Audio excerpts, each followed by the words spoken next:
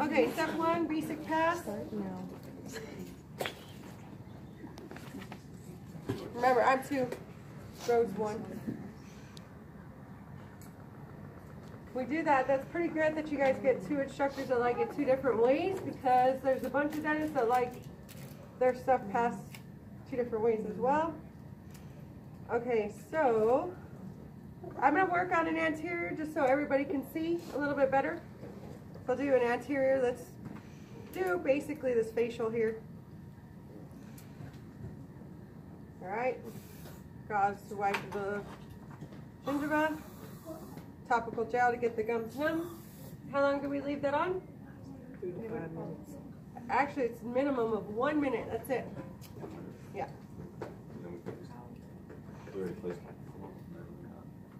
Syringe.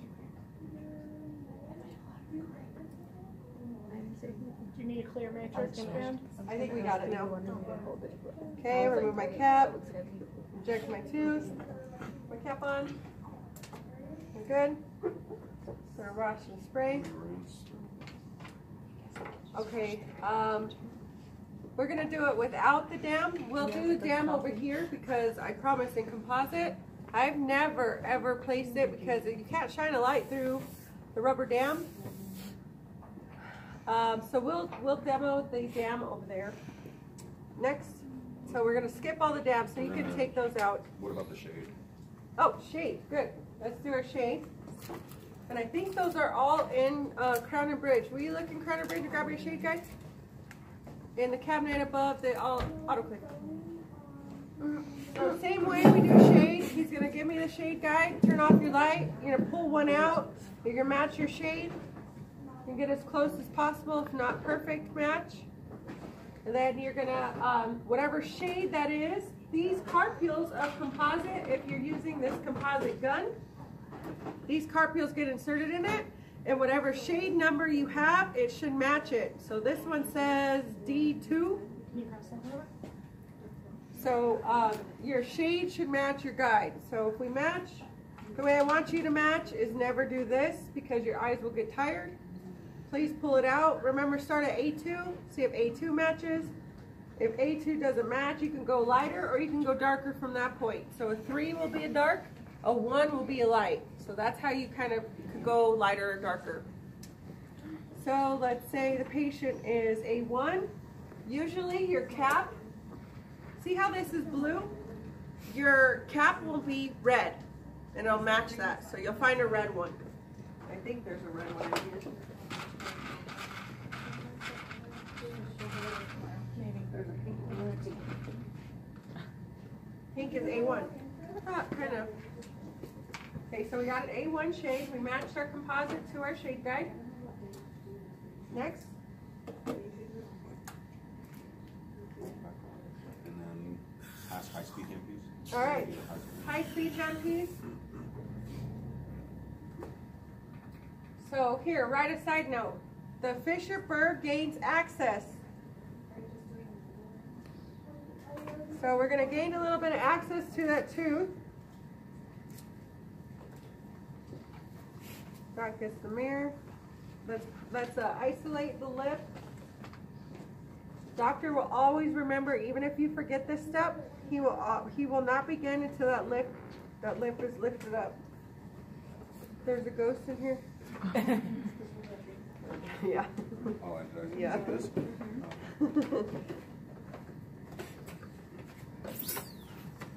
All right, so take this off. I don't want to lose that. We're going to work on tooth number 9 for right now. Go ahead and go in. Remember, if I'm pointed down, you want to be down. Turn that on. And then you're going to go either right here or drop back here in the back of the last tooth on the maxillary so you get all the water that falls. Or you're going to come here. If I go this way, you're going to be on top. Okay? Because you want to get the aerosol from us. So I'll go to the facial again. Sorry, I pulled you out.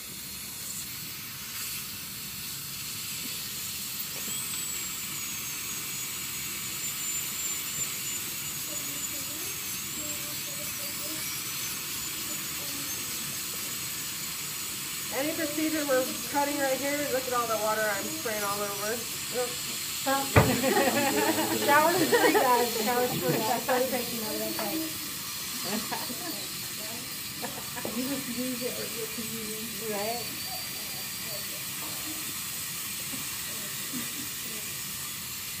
All right, go ahead and rinse and dry.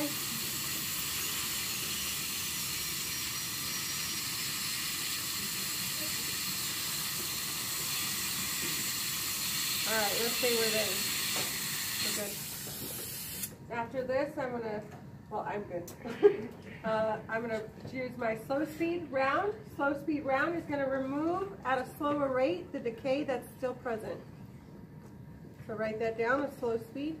So Fisher gains access. Your birth allow. Slow speed.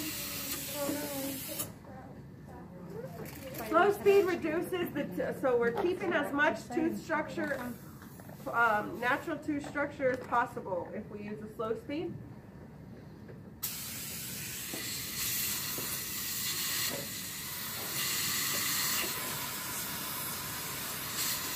Yeah, that works. Okay.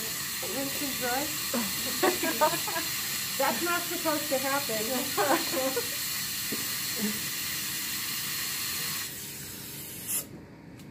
Okay. So I always want to rinse and dry the tooth. We're going to go to a spoon excavator to remove any left decay if it's present, because if I remove too much tooth structure with the slow or high, we might gain access to the pulp. If that happens, we have to change our procedure. So we want to make sure we keep as much tooth structure as possible. Okay. Yep.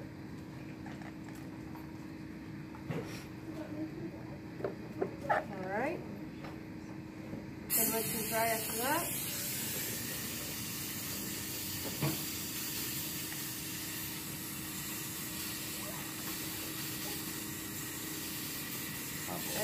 And then spray, so see how that was wet?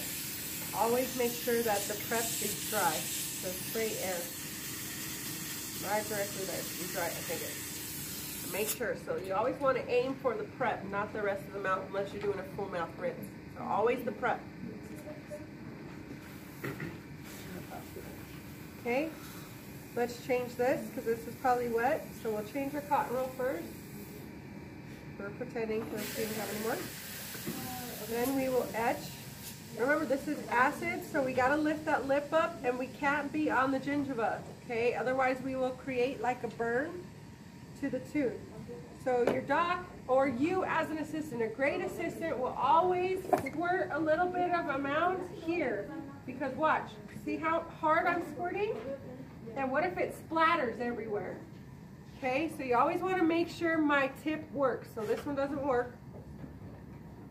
Let's make sure it's coming out first, because this is acid. So it might be, the tip might be clogged. So always check your stuff before you pass it, or before you sit down and or set up. So always make sure you're doing a double check. So now I'm going to squirt some out. Great assistant, looks like it's coming out. So you're going to burst the air. That would go psh. We don't want it to happen here. So always check first, because this is acid. We don't want it to go anywhere besides where we're going to place it. And it's going to go all inside the prep that we do.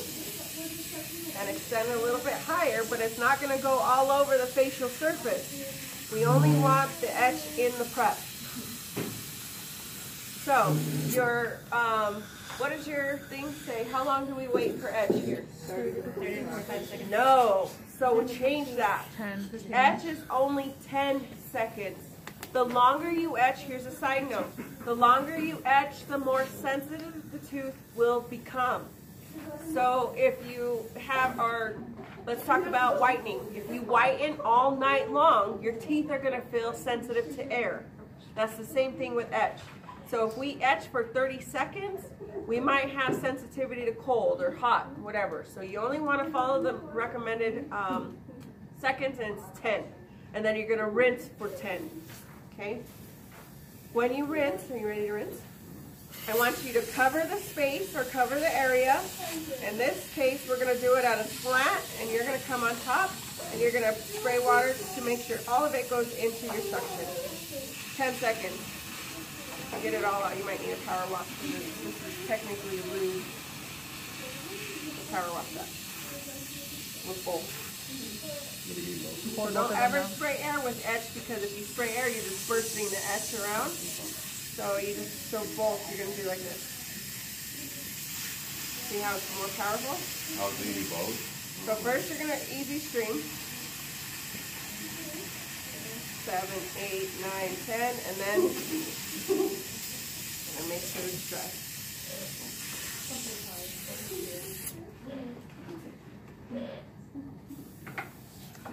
Okay, with etch, the scary thing with etch is you don't want to desiccate. That's the word. Desiccate means over dry. So you don't want to over dry. You want to spray water, spray a little air, and then leave it. The reason why you want to leave just a little bit of shine or a little bit of wetness is because if you over dry, we will just do what etch did, make the tooth sensitive. So you always want to make sure it has a slight shine, because that means it's probably still a little wet. Okay, so we're still a little wet here, which is good. Yeah, so if we do the top tooth, we're going to do our anterior tooth, we're going to do a clear matrix. If we do a posterior tooth, we're going to do the Tafelmeyer. So we'll put the clear matrix since we're working on the maxilla. We're going to curve it towards that tooth because I need it inside that sulcus. And if we're working on the distal, we're going to wedge the distal. If we're and put the matrix on the distal. If we're working on the mesial, then we're going to put our wedge on the mesial, and we're going to put our matrix on the mesial and inside the sulcus. Okay, so in this case, we're just going to say distal because I got a great contact there. Number 8 is missing. Not missing, just not adequate enough to do a filling against. So now I need a wedge. And depending on your doctor, this can be modified the way you transfer. So you could transfer it within your hand. He may just put his finger and grab it, or you're going to put it in your hand, and you're going to pass this on top of that. Or this way. Okay, so you can do it like that, or you can already have it ready to go for him. And then you're going to pass like this. So the modifying, depending on how your doctor likes it, could be any of those ways. I am not a picky doctor, so if you had it to me like that, I'm fine. So make sure you ask Miss Rowe, how do you like me to pass the wedge? Ask Miss Gwen as well, how do you like me to pass the wedge? They may say loaded, that means inside there. In your hand is fine, but always make sure you have a comp forceps, whether they take the forceps or whether they take the wedge, or both. So either way, doesn't matter to me. So then I'm just going to double check my matrix.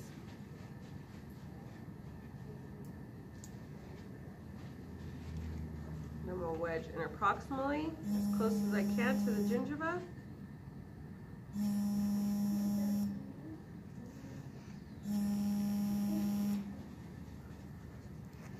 Check my matrix.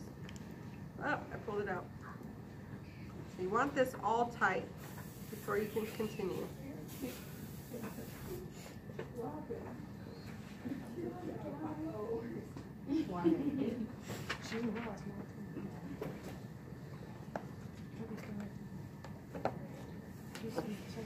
Okay. I'm going to change something real quick because I just realized what we did. We etched before we put the matrix. Hi. All right. Let me tell you what happens when we put the matrix band in. Where does the matrix go? In the sulcus. What happens when we put things in the sulcus? Bleeding. Okay, so if we put the matrix after the etch, we're going to have bleeding, which means we're probably going to have to etch again. So change that. Take an arrow and change those steps. You're going to wedge or matrix first. Then we're going to etch. So that's the way I want it done. So we'll go back into etch. Sorry. So we did our matrix. Yep.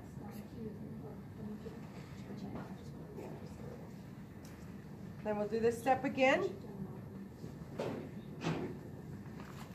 Because we can't have blood and saliva are a contaminant of composite. Yeah, so then you're gonna rinse it again, and I'm gonna help you and assist you, and I'm gonna open my matrix. So you can kind of block it.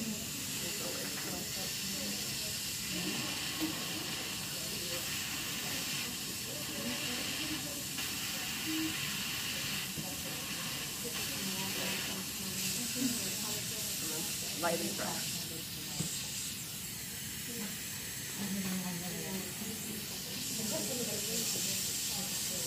Okay, and then, so see how my matrix is wet? Make sure you dry my matrix. These are just things that, just as a jewel in your pocket. If you see the matrix wet, you want to make sure the matrix is dry. Just like if we see the patient wet, we're going to dry him off. Yeah, just do it. Okay, it's on that side. We're good. Good job. So we deviated a little bit, just so you know what to look for. Okay, so now we have the wedge placed, we etched. Now we're going to place bond. This doesn't have really any bond inside of it, so you don't need to squeeze any out. We're going to pretend. So this little bottle in your office, you see how it's black? This means it's light sensitive. So the minute you take your cap off, you put your drop in your little plastic thing that's on your instrument ID, you cap it right away because the whole thing will get hard because of the light around us. So anything that's in a black bottle is light sensitive, so make sure you always put your cap back on, okay? So I don't think there's a sample, we'll have like a little dish here, put some drops out, you're gonna dip it in. If you're like me, okay, some EDAs put the bond on their glove. Don't do that because I didn't know I had a sensitivity or allergy to something inside of this, and it ate. I have scars literally on my hand. So these scars that you see are from me putting bond on my glove and using an instrument to put that there. This material will eat through your glove. So don't ever do that just as a thing because it does cut your hands. All these scars are definitely from me working. Okay, so I had to learn the hard way, and I was like, what is going on? So I got an allergic allergy to this. So just be careful. I don't really know what's inside of there. I really don't have any allergies either, but I got allergic to it. Anyway, we're going to brush a little bit of bond. And when I mean little bit, please add a side note to this. When bond is applied to the tooth, you must, as the assistant or EDA or doctor, will take light bursts of air to move the bond thin. Does that make sense? We're spraying it around to make it thin on all directions. Because the thicker the bond, that means we're going to have a gap between the tooth and the material. So we want thin nail polish. After this, we're going to light here.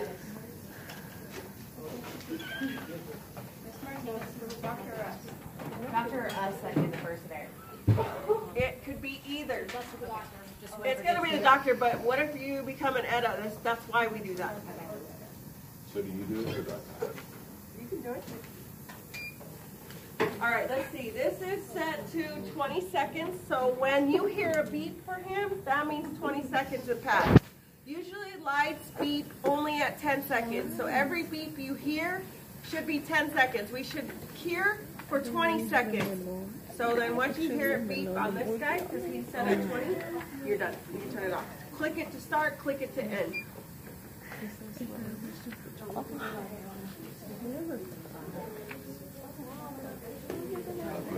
No, you put it right on the prep. I'm just saying. I was just like, what? Right above the prep. Good thing you asked. No, you want to touch it, you want to be right above it. That's why I keep touching you up. Okay, we're done. Did you guys hear that? With the cure, we don't want to touch the tooth, touch the material, nothing. You want to be right above it at the prep. Don't go anywhere else but where we put the material. Remember, that light is heat. We don't want to kill any nerves or anything like that. So you don't want to poke. If you poke it at your light, the light at your finger, you will feel the heat. Promise. Okay. Next. All right. Next, you're going to pass composite. When you pass this composite, you're going to pass it just like you would Crown and Bridge material. You're going to hold this. Please get this loosened. Whoops, the blue cap, I mean, pink cap. loosen it. So when you pass it, because it's light sensitive, remember it's black. So when you pass it, you're gonna take the cap and he's gonna deliver it to the tooth. I lost that again. Did you turn the light back on? Yeah, and I think your light should be on the low setting. So if you guys don't know, this has a high setting and a low setting. Do you see the difference? Dim, bright. So you want to put it on the dim setting. I still need the light to see where I'm going to place the material. And then as soon as I'm done packing the material, you can move the light and cure again. So we're going to pass, take the lid. Again, doctor's going to hold the lingual because we need to not go on that other side. So I'm just going to hold my matrix on the lingual. I'm going to insert. And the way we fill a tooth is 2 millimeters at a time. How much is 2 millimeters? A very little. So we need that plastic instrument.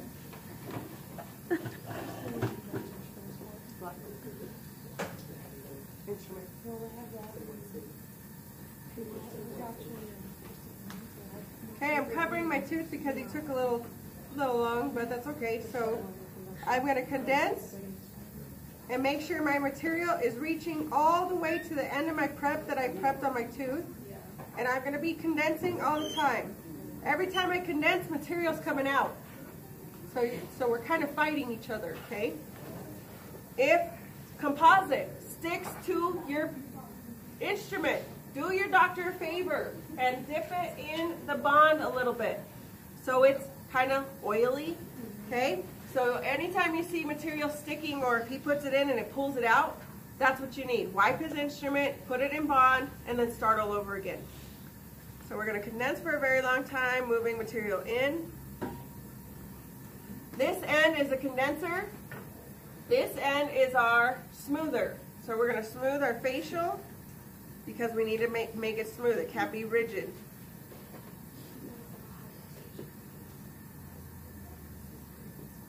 Either side can have bond on it so the material can move faster.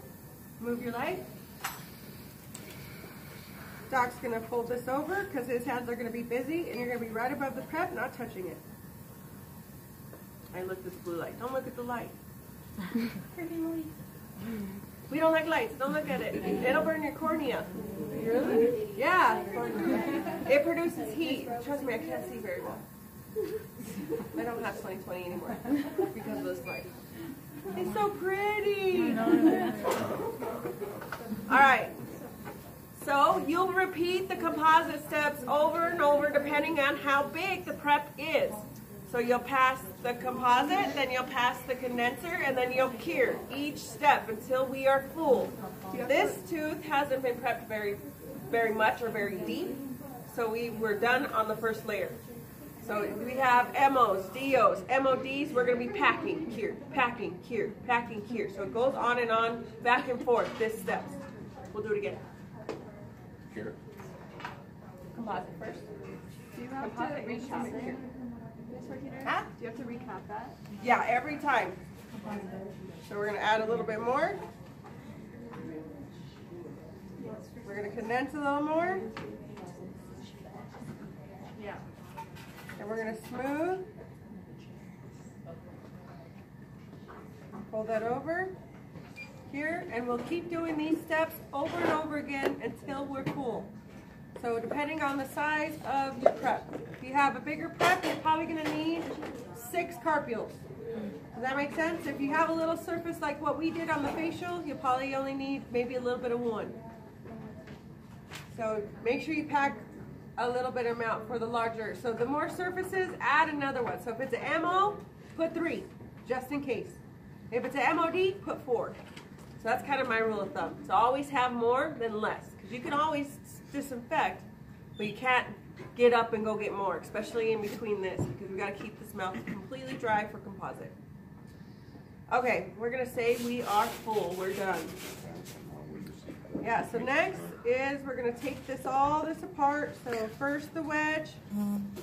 Remember the wedge is pokey, so that's why he put a gauze in his hand.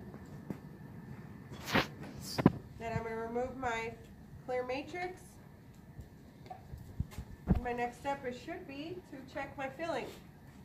So it says that I need my light back. And then I'm gonna check and make sure I'm full, meaning high, or maybe even over high, because we could reduce, but we can't add if we take all that off. If we take all that off and blood is coming out of the gingiva, we have to start all over from etch. If saliva gets on the tooth, we have to start all over again from etch. Okay, so that's the process. You always want to make sure it stays dry. All right. So it feels like we're there. It's slightly soft still, so let's do another 10-second of cure. So that's the whole purpose of checking after the filling. We're checking to make sure the material's completely hard.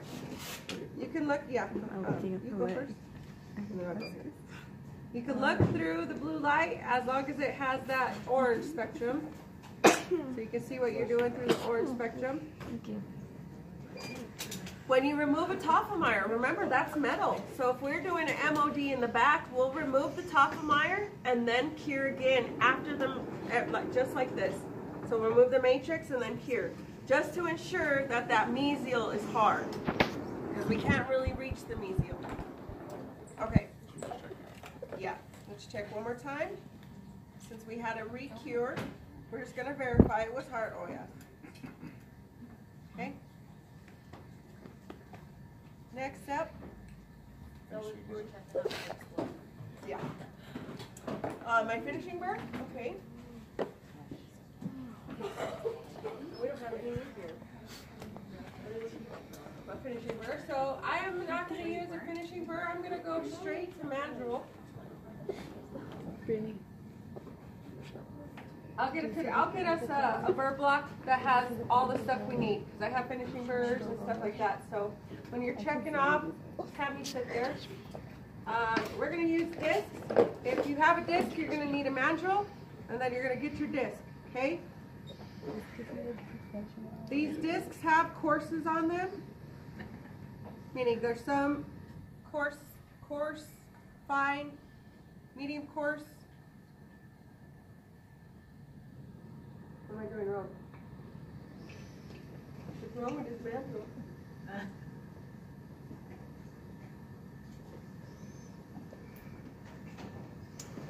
Okay, anyway, we're going to put this on. We're going to be making this even or planing this stuff. It's going to go faster than that. We have to make it smooth. Remember, plaque likes rough stuff, so we have to make the composite as slick as your teeth now. So that's the point of that. Then you'll use a polishing point, would be on your high speed. You'll remove it again, and we're just trying to make that smooth, okay? Your finishing burrs will remove excess, or flash is what we call it, which means material that extended over our prep is flash. If we didn't add MO, or I mean a mesial or distal, you're going to pass the finishing strip. We have this side is smooth, see it's shiny. This side has the grit. So when you insert this, you insert the clear portion in between the teeth, because one side is going to adjust faster, one side is coarser than the other side is going to smooth it. So one's going to remove. So if we have anything in approximately, we're going to shave this down to make that even. And then I'm going to pull more to the other side, and now I'm going to finish it, polish it. So this side polishes, one side is grittier. So I'll pass this around. You can feel the grits. One is smoother than the other. So you're going to use the coarse one first and then the smoother one next. So what that means is when I put my floss in, interproximally, if we have an interproximal cavity, it should glide out. If you don't do this step, you will shred the floss because the composite will catch it. Okay? So then we'll, after that, is this what we do? Well, we're supposed to do the composite chamber first. So we did the composite, we went to the disc, we did our polishing strip, now floss. Yeah, let's floss. Okay, so, yeah, I was just explaining, but okay, we did the floss. And then we will check the bite again. Listen, if we work on the facial, we probably don't have to check the bite. If we work on if we have an MF, we didn't touch the lingual, so we don't have to check the bite. But if we work on an ML, So mesiolingual, we have to check the bite because that's where the teeth hit. Does that make sense? If we work on the incisal, we have to check the bite. So class 2, class 4, anything that involves the incisal edge, lingual, or occlusal is when we want to check the bite. So if we did just this surface, you'll probably skip this step because it's in the front. The only thing you're going to have your patient do is, does it feel smooth? So they're going to lick their teeth in the front if that's where the feeling's at. If it's on lingual, we're going to have them do the same thing because their tongue will play with it, just like a crown. So you want to make sure everything is smooth. Okay, chair bite looks good, and we are set. Post up. Please be careful. Try not to bite yourself while you're Numb? while you are still numb. The restoration is completely hardened. When the numbness is gone, feel free to eat. Do you have any questions? No. All right, I'll walk you up to the front desk where we can make your next. What if your patient asks, can I floss? Yes. Do they have to change the way they brush? Do they have to change the way they floss? No. And do they have to change what they eat? No. Only if it's the incisal edge. Yeah. Okay? So any composite is already hard, whatever. You can brush and floss as normal, just 2 to 4 hours before the numbing medication wears off. Don't bite your lip, don't bite your tongue if we're working on the bottom, things like that. What if I'm still not